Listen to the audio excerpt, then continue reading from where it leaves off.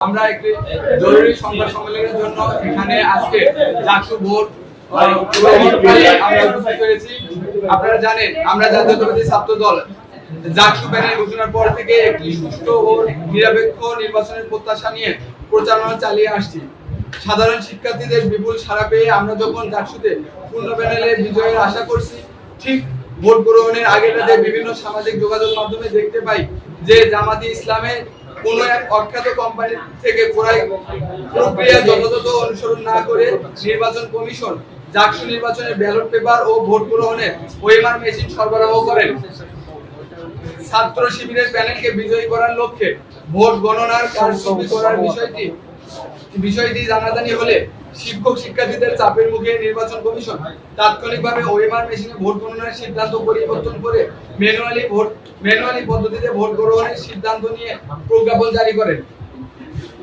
কিন্তু একই কোম্পানির সরবরাহকৃত ব্যালট পেপার দিয়ে আজকে নির্বাচন অনুষ্ঠিত হচ্ছে। এতে করে ছাত্র শিবিরে তাদের নিজস্ব কোম্পানি থেকে আলাদা করে ব্যালট পেপার সংগ্রহ করে কারচুপির মাধ্যমে জয়ী হওয়ার জন্য নীল নকশা করে রেখেছেন বলে আমরা মনে করছি।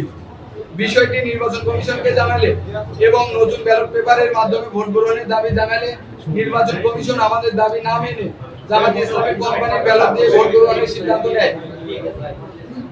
এই কোম্পানি এই রকম পক্ষপাতমূলক আচরণের জন্য আমরা নির্বাচন কমিশনের প্রতি তীব্র ক্ষোভ ও নিন্দা প্রকাশ করছি।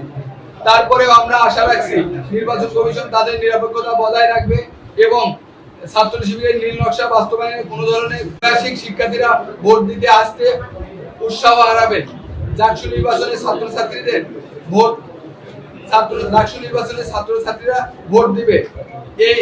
এখানে গেটের বাইরে জামাতে ইসলামের লোকজন কি কাজ করে আমরা বুঝতে পারছি না। ধন্যবাদ। বৈশাখী আমরা এখানে সকাল থেকে যখন ভোট গ্রহণ শুরু হয়েছে আমরা আমাদের প্রার্থীরা বিভিন্ন হলে ভোট দিয়েছি এবং সংবাদ কর্মীদের সাথে কথা বলেছি। আমরা এখানে একটি জরুরি উদ্বুদ্ধ পরিস্থিতির জন্য সংবাদ সম্মেলন করেছি। আমরা আমাদের কথা পেশ করেছি। আমরা আশা করছি আমরা হল ভিজিটে যাব এবং আপনাদের সাথে আমরা পুনরায় কথা বলবো।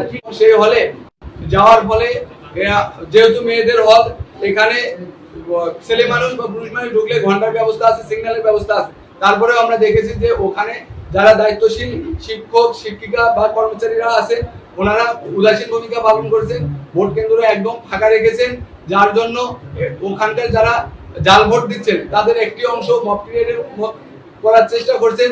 আমরা যাওয়ার আগে কথা বলো কেন্দ্রীয় ছাত্র দলের লোকজন বিশ্ববিদ্যালয়ে দেখা যাচ্ছে বলে অভিযোগ আছে।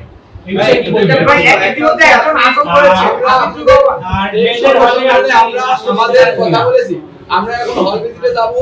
আমরা হল ভিজিটে গিয়ে আপনাদের সাথে আপনাদের সমস্ত